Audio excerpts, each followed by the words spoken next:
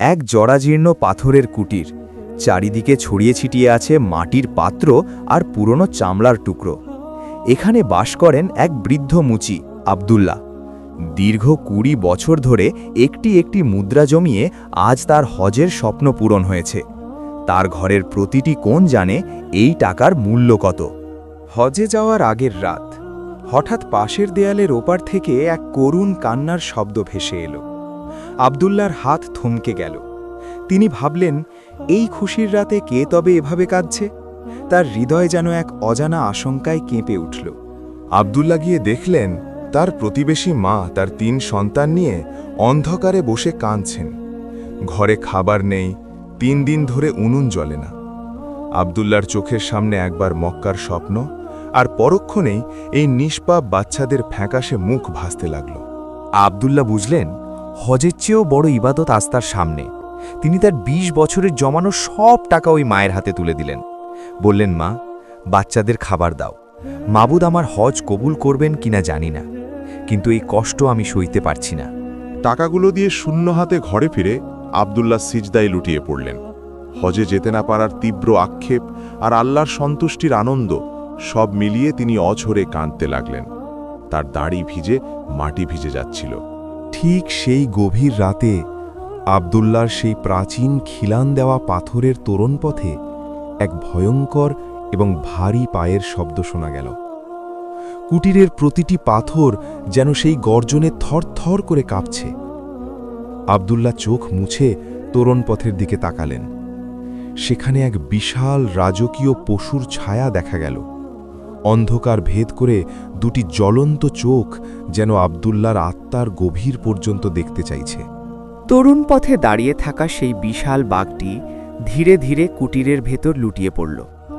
আব্দুল্লাহ দেখলেন, বাঘটির চোখে আজ কোনো হিংস্রতা নেই, আছে কেবল মৃত্যু যন্ত্রণা। একটি বিষাক্ত তীর তার পায়ে বিঁধে আছে, যা থেকে দরদর করে রক্ত ঝরছে। বনের রাজাও আজ অসহায়। সে হয়তো জানত, এই পাথরের কুটিরে একজন দয়ালু মানুষ বাস করে, যার হাত আল্লাহর সৃষ্টিকে ঘৃণা করতে জানে না। আব্দুল্লাহ ভয় পেলেন না। তিনি ভাবলেন, যিনি আমার হজের টাকা গ্রহণ করেছেন, তিনি আজ এই অসহায় সৃষ্টিকে আমার দরজায় পাঠিয়েছেন। তিনি গরম পানি আর ঔষধি লতাপাতা নিয়ে বাঘের পাশে বসে পড়লেন। পরম মমতায় তিনি বাঘের জখম পরিষ্কার করতে লাগলেন। বাঘটি কোনো গর্জন করল না, বরং এক শান্ত শিশুর মতো এই বুড়ো মুচির সেবা গ্রহণ করতে লাগল। সেবা করতে করতে আব্দুল্লাহর হাত বাঘের গলার নিচে পৌঁছতেই বাঘটি তার হাতে মাথা ঘষল। আব্দুল্লাহ অবাক হয়ে দেখলেন, বাঘটির চোখ দিয়েও নূরের মতো পানি ঝরছে। পশুর চোখে কি কান্না হয়? হ্যাঁ, আজ মানুষের ত্যাগের মহিমা দেখে এক হিংস্র জানোয়ারও কাঁদছে। আব্দুল্লাহ বাঘের মাথায় হাত বুলিয়ে দিতে দিতে আল্লাহর কুদরত নিয়ে ভাবতে লাগলেন। কয়েকদিন পর বাঘটি এখন সম্পূর্ণ সুস্থ। সে আব্দুল্লাহর কুটিরের ভেতর এমনভাবে ঘুরে বেড়াত যেন সে আব্দুল্লাহর পুরনো কোনো বন্ধু। বনের রাজত্ব ছেড়ে সে আজ এক মুচির মেহমান। আব্দুল্লাহর অভাবী ঘরে আজ এক অদ্ভুত বরকত নেমে এসেছে। তার মাটির পাত্রগুলো যেন কোনো অলৌকিক দয়ায় খাবারে পূর্ণ হয়ে যাচ্ছে। মক্কায় না গিয়েও আব্দুল্লাহর ঘরটি যেন আজ জান্নাতের টুকরোয় পরিণত হয়েছে। বিদায়ের সময় এলো। বাঘটি এখন বনের দিকে ফিরে যেতে চায়। আব্দুল্লাহ তাকে তোরণপথ পর্যন্ত এগিয়ে দিতে এলেন। তিনি দরজায় দাঁড়িয়ে বাঘের শেষ যাত্রার দিকে তাকিয়ে আছেন। চারপাশের প্রাচীন গাছপালা আর সমরভূমির শুষ্ক বাতাস যেন আজ এই বিদায়ে নীরব সাক্ষী হয়ে দাঁড়িয়ে আছে। আব্দুল্লাহর খুব কষ্ট হচ্ছিল। এক অবুঝ প্রাণীর সাথে তার জীবনের শ্রেষ্ঠ আধ্যাত্মিক মুহূর্তগুলো আজ বিদায় নিচ্ছে। বাঘটি যখন সেই প্রাচীন তোরণপথ দিয়ে বাইরে বের হল, সে হঠাৎ থেমে গেল। আব্দুল্লাহ দেখলেন, বনের সেই হিংস্র রাজা আজ মানুষের মতো পেছনের দিকে তাকিয়ে ডুকরে কাঁদছে। তার চোখ দিয়ে নূরের মতো অশ্রু ঝরছে।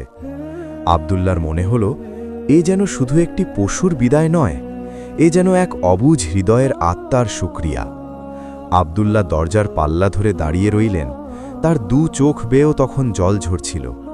বাঘটি ধীরে ধীরে বনের গভীরে মিলিয়ে যেতে লাগল। দিগন্তে তখন এক বিশাল রক্তিম সূর্য ডুবছে, যা পুরো মরুপ্রান্তরকে সোনালি আভায় ভরিয়ে দিয়েছে। চারপাশের সেই প্রাচীন গাছগুলো যেন আজ আব্দুল্লার ত্যাগের সাক্ষী দিচ্ছে।